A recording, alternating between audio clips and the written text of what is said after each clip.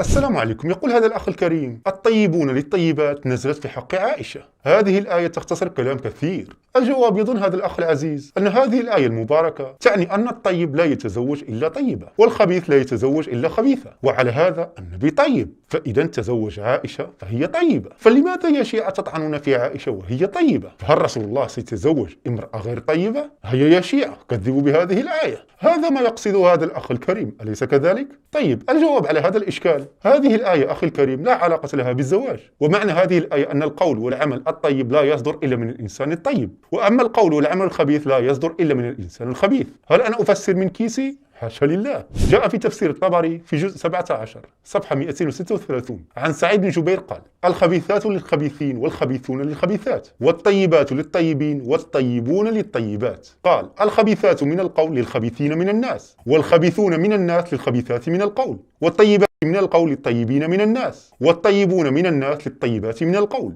وعن قتادة يقول: الخبيثات من القول والعمل للخبيثين من الناس، والخبيثون من الناس للخبيثات من القول والعمل.